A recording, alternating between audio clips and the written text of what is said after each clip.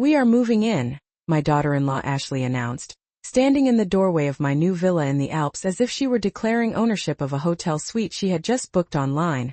Not the home I had spent the last 2 years planning, saving for, and finally purchasing with the quiet determination of a 68-year-old widow who had learned how to survive disappointment without ever raising her voice. She didn't ask. She didn't smile. She didn't even look around with curiosity. She simply stepped inside, her boots clicking against the polished oak floors, and Daniel followed behind her carrying 2 large suitcases as if this had all been discussed and agreed upon. I remember noticing how bright the morning sun was that day, pouring through the floor-to-ceiling windows that faced the snow-capped peaks, the light stretching across the stone fireplace and the cream-colored sofa I had chosen myself. I had imagined this house as a place of stillness, a place where I would drink my coffee in the mornings and watch the fog lift from the mountains, a place where I could finally hear my own thoughts after 40 years of marriage and 3 years of widowhood. Instead, I was standing there listening to my daughter-in-law explain that it made sense for them to relocate because Daniel could work remotely and the villa was too big for one person anyway. I didn't argue. I didn't gasp. I simply set my mug down on the kitchen island and folded my hands in front of me. Ashley continued talking, her tone bright and efficient, as though she were outlining a practical improvement plan. She mentioned how expensive rent had become back in Seattle, how fresh mountain air would be good for their future children, how families should stick together. She walked through my living room measuring space with her eyes, already rearranging furniture in her imagination. Daniel avoided my gaze, studying the imported tile near his shoes as though it were suddenly fascinating. I could see the faint tension in his jaw, the way he shifted his weight from one foot to the other, but he said nothing. I wondered when silence had become his preferred language. I bought this villa with money my late husband left to me, and with investments I managed myself after he passed. I met with attorneys. I reviewed contracts. I signed every document in person. I handled inspections, wire transfers, property taxes, insurance policies, and international regulations without asking my son for help. I did not spend nearly $1 million to become a guest in my own home. Yet I stood there and let Ashley continue because sometimes the strongest position in a room is the one that doesn't rush to defend itself. She walked toward the staircase, running her fingers lightly along the banister, commenting that the upstairs bedroom would make a perfect primary suite for her and Daniel. She spoke as if the decision had already been approved by some invisible committee. I noticed the faint scent of her perfume mixing with the clean alpine air drifting through the cracked window. It struck me how quickly entitlement can enter a space. It doesn't knock. It assumes. "It'll be good for you, Margaret," she added, turning toward me with a smile that did not quite reach her eyes. "You won't be alone anymore." I almost smiled at that. Alone had never frightened me. I survived chemotherapy appointments with my husband. I survived hospital corridors at midnight. I survived signing a death certificate. I survived selling the house where I raised my son. Solitude in a mountain villa did not intimidate me. What concerned me was the quiet assumption that my life required correction. Daniel finally spoke then, softly, as though volume itself were dangerous. "Mom, it just makes sense financially." Financially. I glanced at the expansive windows framing the Alps, the custom cabinetry in the kitchen, the imported marble countertops I had waited 6 months to receive. I thought about the notary who had stamped my documents, the clause that protected the property, the structure of ownership that Ashley clearly did not understand. I nodded once slowly. "Of course," I said. "Come in." Ashley smiled in victory, mistaking calm for surrender. She wheeled her suitcase fully into the foyer, unaware that every inch of this home had been arranged with intention long before she stepped across the threshold. And as she walked farther inside, confident and certain, I realized something important. She believed she was moving into my villa. She had no idea what she had just walked into. They spent the first hour exploring the villa as if it were a showroom, opening cabinets, testing light switches, peering into closets that still held the faint scent of cedar from the custom shelving I had installed the previous fall, and I followed at a distance not to supervise but to observe, because there is a difference between welcoming someone into your home and surrendering authority over it, and I was careful never to blur that line even in silence. Ashley paused in the kitchen, running her palm across the marble island, commenting on how spacious it was and how she could already imagine hosting holiday dinners there. And I let her imagination travel because it cost me nothing to allow her that illusion for a few more minutes.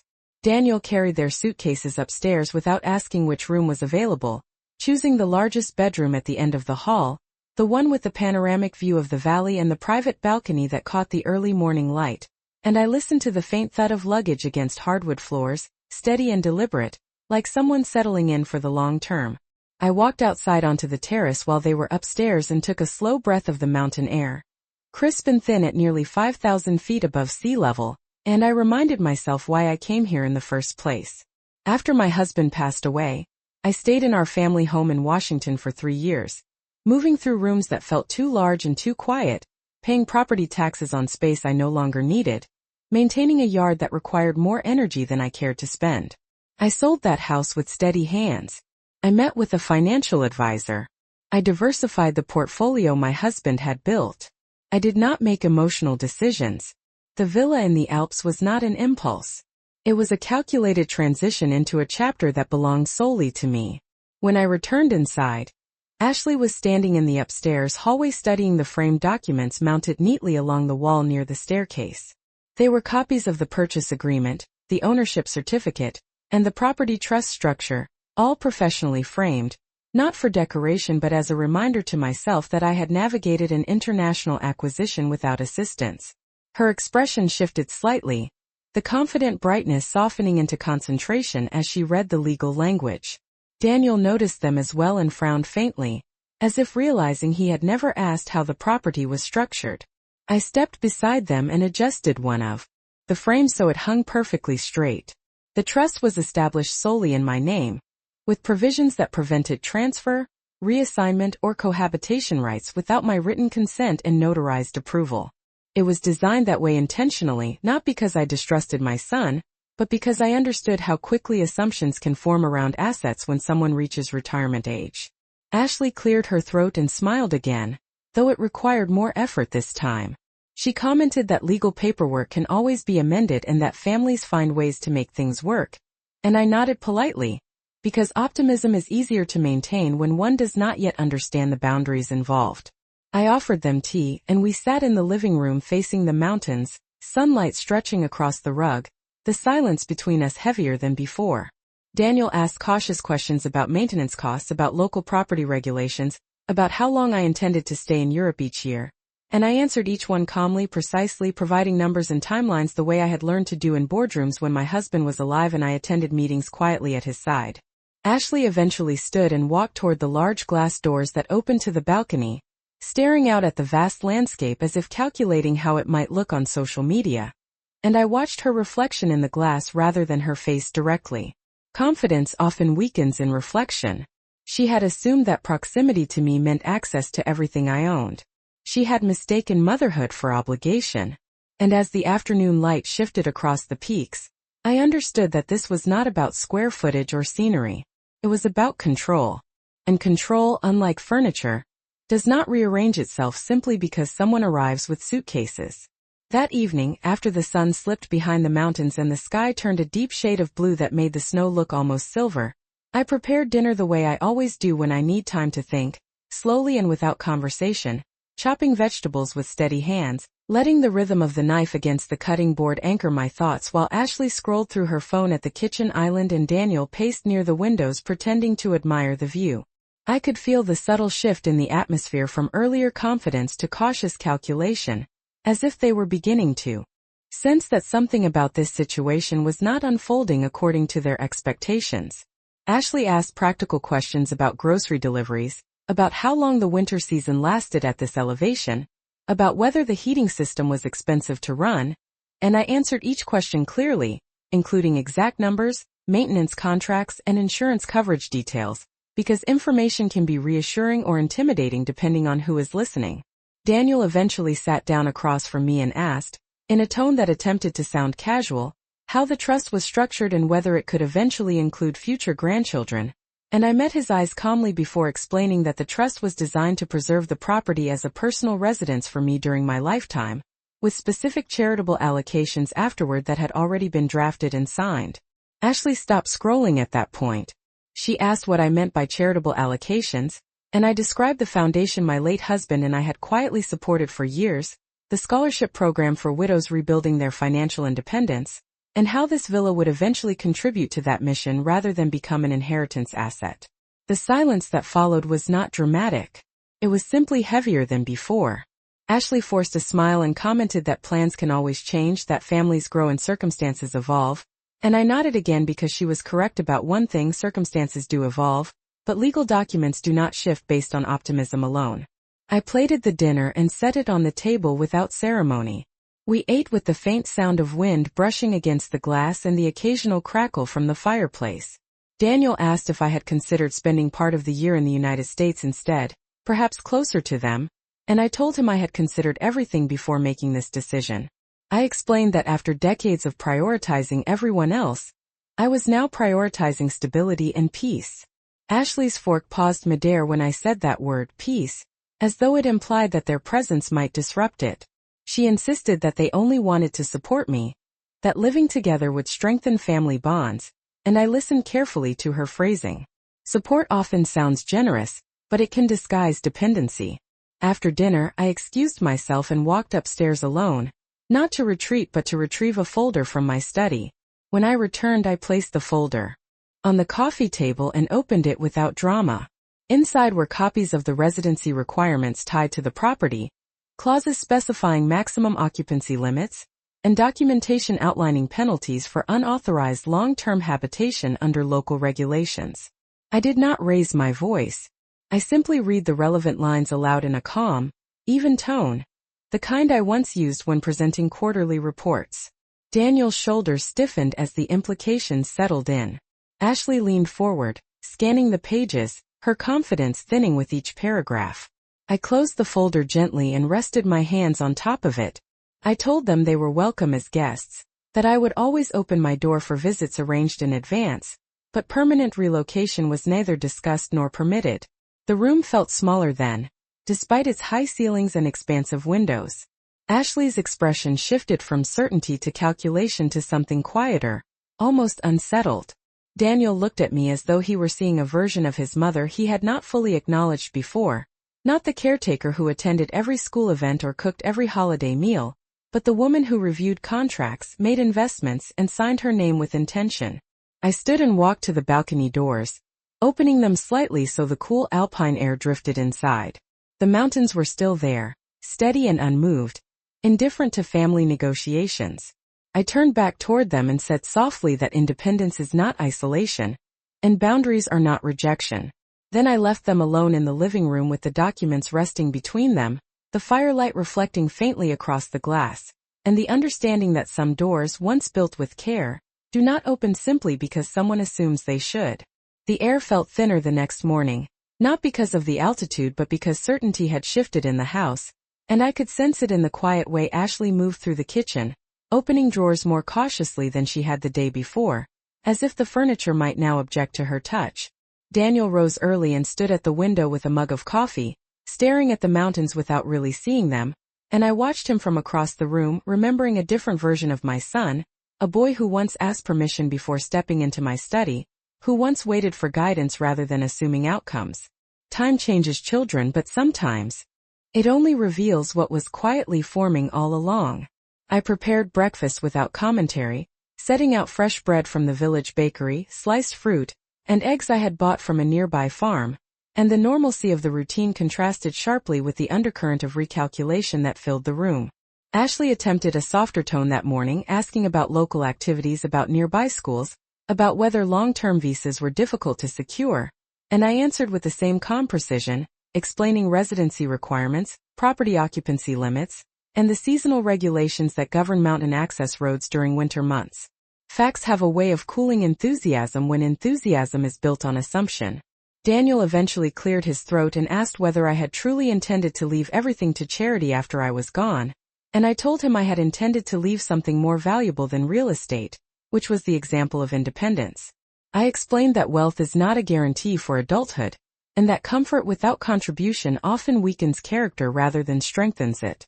Ashley's expression tightened briefly before she recovered with a polite nod, but her eyes moved toward the staircase, toward the room she had mentally claimed. I saw it then, the realization settling in layers rather than all at once. She had envisioned this villa as an upgrade, a scenic extension of her current life, a backdrop for photographs and seasonal visits, not as a structure anchored in legal clarity and deliberate boundaries. After breakfast, Daniel asked if we could speak privately on the terrace, and I agreed. The morning sun reflected off the snow in bright sheets of light, and the valley below looked impossibly peaceful, untouched by human negotiation. He asked whether I was disappointed in him, and I told him disappointment is a heavy word that I reserve for broken promises, not misunderstandings. I explained that he had the right to ask for support, but not to assume ownership, and that partnership in marriage does not override ownership established by law. He nodded slowly, the weight of adulthood finally pressing into his posture. When we returned inside, Ashley had gathered their suitcases near the front door, not dramatically, not angrily, but with the quiet efficiency of someone recalibrating her expectations. She said they would stay at a nearby hotel for the remainder of the week and revisit the conversation later, and I thanked her for understanding, though we both knew understanding had little to do with it. As Daniel lifted the luggage, I walked to the entryway and opened the door for them, not as a gesture of dismissal but as a statement of choice. The cold alpine air rushed in briefly, carrying the scent of pine and distant snow. Ashley paused at the threshold and glanced back at the living room, at the framed documents, at the expansive windows that had once looked like opportunity. For a moment, her confidence flickered into something more restrained. I wished her a pleasant stay in the village and reminded them that guests are always welcome when visits are arranged with clarity. They stepped outside, the gravel crunching softly beneath their shoes, and I watched as their car disappeared down the winding mountain road. When the door closed, the villa returned to silence, not empty silence but chosen silence. I walked back into the living room and adjusted the folder on the coffee table, aligning it neatly with the edge of the surface, then moved to the window and looked out at the peaks rising steady and immovable against the sky. Some lessons are not delivered with raised voices or dramatic ultimatums. Some are delivered with paperwork, patience, and the refusal to surrender what was earned with intention. The house felt larger after they left, not because of the square footage but because of the clarity that settled into the rooms like sunlight returning after a brief storm, and I moved through each space slowly that afternoon, straightening a cushion here, adjusting a lamp there, not out of necessity but as a quiet reaffirmation that everything remained exactly where I had chosen to place it. The silence did not carry resentment. It carried intention. I brewed a fresh pot of coffee and carried the mug to the terrace, wrapping a light wool shawl around my shoulders as the mountain breeze moved across the valley below, crisp and clean at nearly 5,000 feet above sea level. I thought about Daniel as a boy again, about the afternoons I spent helping him with homework at the kitchen table, about the way he once looked at me as if I had answers to everything. Parenthood shifts when children become adults. The authority softens. The boundaries blur. But respect should not disappear simply because roles evolve. Later that evening my phone vibrated with a message from Daniel. He wrote that they had checked into a small hotel in the village, and that they needed time to process everything. I read the message once and set the phone down without responding immediately, not to punish him but to ensure that my reply would be measured rather than reactive. Ashley did not send a message. That absence spoke clearly enough. The next morning Daniel called. His voice sounded steadier than the day before, less defensive, more reflective. He admitted that they had assumed the villa would eventually become part of their long-term plans, and that they never truly asked what I wanted beyond surface-level conversation. I listened without interruption. I explained that assumption is often louder than inquiry, and that maturity requires the courage to ask direct questions before making decisions that affect others. He asked whether there was any path forward that involved shared time in the villa, and I told him there always is a path when respect precedes expectation. I offered them the opportunity to visit for holidays with clear timelines and advance notice, and I explained that I would even help them explore property options in the region if they were serious about relocating independently.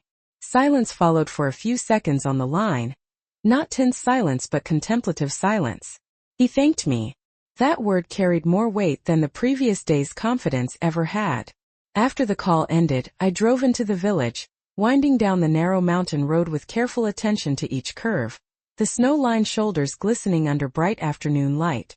I stopped at the local market and purchased fresh flowers, pale white lilies that reminded me of resilience rather than fragility. When I returned home, I placed them on the dining table and stood back to study the room. This villa was never meant to be a battleground. It was meant to be a sanctuary. Sanctuary does not mean isolation. It means chosen company. A few hours later, Daniel sent another message saying they would return to the United States at the end of the week, and that he hoped to visit again under different circumstances. I responded simply that my door remains open to those who knock before entering. That evening I lit a single candle in the living room and allowed the quiet to settle naturally around me. There was no dramatic victory, no raised voices, no declarations. There was only the steady understanding that boundaries, once established calmly and clearly, do not require repetition. The mountains outside remained unmoved, the same silent witnesses they had been long before any of us arrived. And as I sat there with the fire gently flickering against the stone, I realized something that felt both simple and profound. Independence is not about pushing people away. It is about ensuring that when they stand beside you, they do so by invitation, not assumption. In the stillness of that alpine evening, I felt neither anger nor regret. I felt ownership, not just of the property but of my life, my decisions, and the quiet strength that carried me here.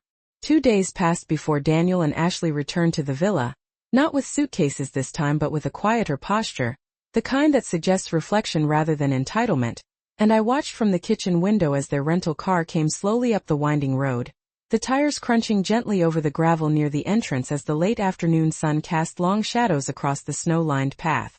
I had not invited them back formally. Daniel had asked if they could stop by before leaving for the airport, and I agreed without hesitation because closure is more powerful when it happens face to face. When they stepped inside, the air felt different from the first day. There was no confident declaration, no immediate claim over space. Ashley paused near the doorway as if waiting for direction, and Daniel removed his coat carefully, placing it over the back of a chair rather than draping it across the sofa as he had before. Small gestures reveal large shifts. I offered them coffee and we sat at the dining table beneath the pale lilies I had purchased earlier that week. The mountains beyond the glass windows were calm and indifferent, steady as ever. Daniel spoke first. He said they had spent the past 2 nights discussing expectations, finances, and long-term goals in more realistic terms. He admitted that they had been searching for stability and had mistaken proximity to my resources as a shortcut to that stability. I listened without interruption. Ashley then spoke, her tone measured, acknowledging that she had approached the situation with assumption rather than conversation. She said she believed that family assets naturally flowed toward the next generation, and that she did not consider that independence can exist even within family structures. I appreciated the honesty, even if it arrived later than it should have. I explained that inheritance is not a retirement plan, and that adulthood requires building rather than waiting. I told them that when my husband passed away, I did not move in with relatives. I did not expect Daniel to rearrange his life to accommodate my grief. I adjusted. I learned. I invested carefully. I purchased this villa after reviewing every possible outcome, not because I needed escape but because I desired self-directed peace. Ashley asked whether there was a way for them to earn shared investment in the future, if they chose to purchase property nearby independently. That question was different from the first one she had brought into my doorway. It carried effort rather than entitlement. I told them I would gladly advise, that I would review contracts, recommend attorneys, and help them avoid mistakes I had already navigated. Support, I explained, is strongest when it strengthens someone rather than replaces their responsibility. Daniel nodded, his posture straighter now, not defensive but resolved. He said they would return home and reassess their financial structure, possibly delaying other expenses in order to build something of their own. I saw something in his expression that I had not seen in years. Accountability. As they prepared to leave, Ashley paused near the framed documents on the wall again. She did not study them this time. She simply glanced at them and then at me. The expression on her face was no longer calculation. It was understanding. Outside, the air had grown colder, the temperature dipping into the low 30s as evening approached. Daniel hugged me before stepping toward the car, and I returned the gesture without tension. Ashley thanked me for the conversation and said she respected the boundaries I had set. Respect. That word felt earned rather than assumed. When their car disappeared down the road once more, I closed the door gently and stood in the foyer for a moment, allowing the quiet to settle fully back into the walls. There was no sense of triumph, only alignment. The villa remained mine. The mountains remained steady. And my son, perhaps for the first time in a long while, seemed ready to build something without leaning on what I had already built. In that realization, I found more satisfaction than any legal document could provide. Boundaries had not fractured the family. They had clarified it. Winter settled fully over the valley in the weeks that followed, covering the slopes in a steady layer of white that softened every sharp edge of the landscape, and I found comfort in the rhythm of mornings that belonged entirely to me, rising before sunrise, wrapping myself in a thick sweater, and watching the first light touch the mountain peaks while the village below slowly stirred awake. Daniel and Ashley returned to the United States as planned, and for a while our communication remained simple and steady. Brief phone calls every Sunday afternoon, measured conversations about work, about savings plans, about practical steps rather than imagined shortcuts. There was a difference in Daniel's voice now. It carried less hesitation. He asked questions about budgeting, about investment strategies, about the kind of long-term planning his father once valued. I answered patiently, not as a benefactor but as a guide, explaining diversification, fixed expenses, and the importance of maintaining liquidity in uncertain markets. I did not offer to fund their plans. I offered clarity. Ashley joined one of the calls, and her tone was noticeably calmer than it had been in my doorway that first day. She spoke about researching properties in smaller towns outside the city, about adjusting their lifestyle expectations, about postponing certain upgrades in order to build equity. It was the first time I heard her speak of ownership without referencing mine. That shift mattered. Meanwhile, life in the villa settled into a quiet routine. I enrolled in a language class in the village twice a week, walking down the narrow road with careful steps as snow lined the edges of the path. I volunteered once a month with a local community group that organized winter supplies for older residents living alone. I attended small gatherings at a cafe where conversations unfolded slowly over hot tea and fresh bread. I did not isolate myself. I simply chose my company with intention. Some evenings I would sit near the fireplace and reflect on the moment Ashley had first stepped into this house with certainty in her stride. I did not replay it with resentment. I replayed it with perspective. If I had yielded in that moment, if I had softened the boundaries out of fear of appearing distant, the foundation of our relationship would have shifted permanently. Instead, clarity allowed space for respect to grow. In early February, Daniel called to tell me they had opened a dedicated savings account for a future property, and that they had met with a financial advisor. He thanked me again, this time without tension, and said he realized that independence feels heavier at first but steadier in the long run. I could hear Ashley in the background agreeing quietly. That agreement felt genuine. I reminded them that building something of their own would bring a satisfaction no inherited comfort ever could. After the call ended, I walked to the balcony despite the cold, the temperature hovering just below freezing, and I looked out at the stillness stretching across the valley. Snow absorbs sound in a way that feels almost sacred. It quiets the world without silencing it entirely. I thought about how quickly families can blur lines when money and expectation mix, and how easily misunderstanding can masquerade as entitlement. But I also recognized that growth sometimes begins in uncomfortable moments. The villa did not change. The documents on the wall did not change. What shifted was the understanding within my family. Boundaries had not divided us. They had defined us. As I stepped back inside and closed the glass door, the warmth from the fireplace met the cold air lingering around my coat, and I felt a deep sense of alignment. I had not raised my voice. I had not issued ultimatums. I had simply stood firm. And sometimes, firmness delivered without anger carries more strength than any confrontation ever could. Spring arrived gradually in the Alps, not with dramatic thaw but with subtle shifts in light and temperature, the snow receding from the lower slopes first, revealing patches of green that seemed almost fragile after months of white, and I found myself opening the balcony doors more often, letting the cool but forgiving air move through the villa as if the house itself were stretching after a long winter. Daniel called one evening in late March with a tone I recognized immediately, not uncertain, not apologetic but quietly proud. He told me that he and Ashley had signed a lease on a smaller apartment closer to his office, and that they had created a detailed 5-year plan for purchasing a property of their own. He explained their new monthly budget, the percentage allocated to savings, the reduction in discretionary spending. I listened carefully, not to evaluate but to witness the change. When Ashley came onto the line, she spoke about compromise in a way she never had before. She described selling some furniture they no longer needed, postponing a vacation they had once considered essential, and focusing instead on building something sustainable. Her voice carried less urgency and more stability. I told them that building slowly often creates stronger foundations than inheriting quickly. There was a pause on the line, not awkward, simply reflective.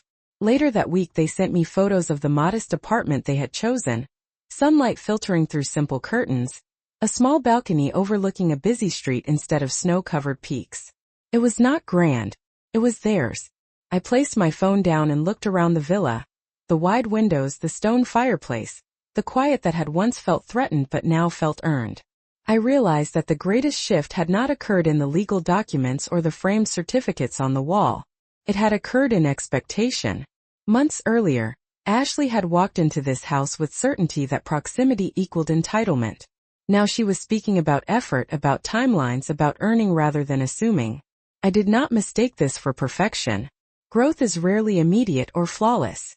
But it was movement. In April, Daniel asked if they could visit during the summer for 1 week. Arranged well in advance, with clear travel plans and departure dates. The request was simple, respectful. I agreed without hesitation. When summer finally arrived and the mountains turned green and alive under warm sunlight, they came as guests, not claimants. Ashley carried a small bouquet of flowers when she entered, placing them on the kitchen counter with a soft thank you rather than an announcement. Daniel offered to prepare dinner one evening, following my instructions carefully, asking where ingredients were stored instead of opening cabinets uninvited. The change was not dramatic. It was quiet, intentional. We spent afternoons walking through the village, stopping at the bakery, sitting at outdoor tables with coffee while mountain air drifted gently around us. There were no conversations about ownership, no references to the trust or the future of the villa. There were conversations about work projects, about personal goals, about possibilities they were building with their own hands. One evening, as the sun dipped behind the peaks and cast a golden light across the valley, Ashley stood beside me on the terrace and said softly that she had misunderstood what independence looks like at our age. She admitted that she once believed security meant attaching herself to established comfort. But she now understood that true security is built, not borrowed. I did not lecture her. I simply nodded and told her that clarity often arrives after friction. When they left at the end of the week, there was no tension in the doorway. Only gratitude. As their car disappeared down the winding road once again, I returned inside and closed the door gently, not out of relief but out of completion. The villa remained mine. The mountains remained steady. And my family, once blurred by assumption, now stood on firmer ground, not because I yielded but because I did not. Autumn returned to the Alps with a kind of quiet authority, the leaves along the lower slopes turning amber and gold while the peaks above remained steady and pale against a widening sky. And I found myself reflecting not on what had almost happened months earlier but on what had been preserved because I chose clarity instead of comfort. Daniel and Ashley continued building their life with visible effort. Their calls became less frequent but more substantial, updates about milestones reached rather than problems avoided. They shared news about their savings account reaching its first meaningful benchmark, about a small investment they made after careful research, about a future that no longer depended on rearranging mine. I listened each time with steady pride, not because they were succeeding financially, but because they were succeeding independently. Independence carries a different tone in a person's voice. It replaces urgency with intention. One afternoon Daniel told me they had placed an offer on a modest townhouse outside the city, a property within their means, nothing extravagant, nothing inherited, simply earned. He explained the square footage, the interest rate, the inspection report, all with the confidence of someone who had done his homework. I asked thoughtful questions, the same way I had once asked my husband when we purchased our first home together decades ago. The circle did not feel broken. It felt matured. When they closed on the townhouse, they sent photographs of the front door with a simple wreath hanging at its center. Ashley stood beside Daniel in one picture. Her smile softer than the one she wore the day she first stepped into my villa with Assumption. There was no trace of entitlement in her expression. Only ownership in the truest sense of the word. That winter, they visited again for a brief holiday, not to test boundaries, not to revisit old conversations, but simply to spend time together. Daniel brought a bottle of wine from a local vineyard near their new home. Ashley carried homemade cookies wrapped carefully in parchment paper. These gestures were not grand, but they were deliberate.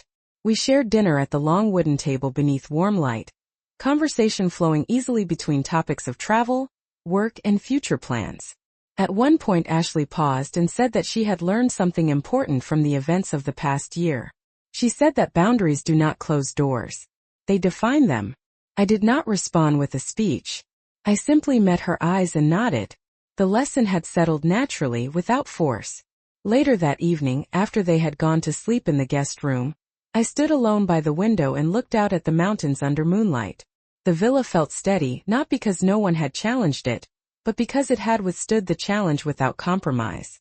I realized that what I protected was never just property. It was dignity.